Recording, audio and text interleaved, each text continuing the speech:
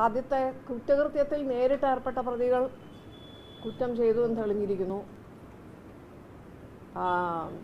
ഗൂഢാലോചന എപ്പോഴും ഒരു വെല്ലുവിളിയാണ്.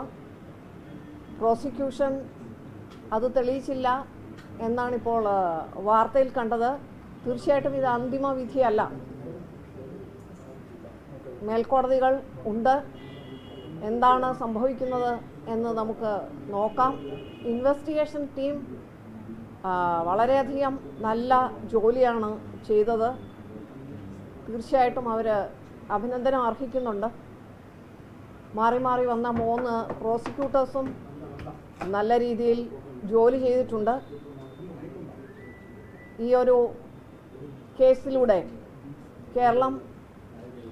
കേരളത്തിലെ സിനിമാ മേഖല ഇതിലൊക്കെ ഒരുപാട് പോസിറ്റീവായ മാറ്റങ്ങൾ വന്നു എന്നാണ് ഞാൻ വിശ്വസിക്കുന്നത്. തീർച്ചയായിട്ടും അന്തിമ വിധി വരെ വിക്ടിമിനൊപ്പം ഇൻവെസ്റ്റിഗേഷൻ ടീമും പ്രോസിക്യൂഷനും ഉണ്ടാവും. മുന്നോട്ട് പോവുക തന്നെ ചെയ്യും. ഒരുപാട് വെല്ലുവിളികൾ ഈ ട്രയലിൽ നേരിട്ടിട്ടുണ്ട്.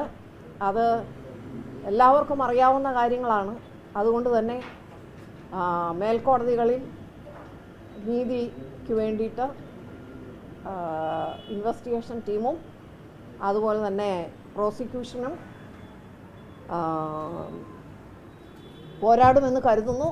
ഇത്രയും മാത്രമാണ് പറയാനുള്ളത്. Thank you. അതാണ് ഞാൻ പറഞ്ഞത്, അന്തിമ വിധി ആയിട്ടില്ലല്ലോ, നമുക്ക് കാത്തിരിക്കാം. Thank you.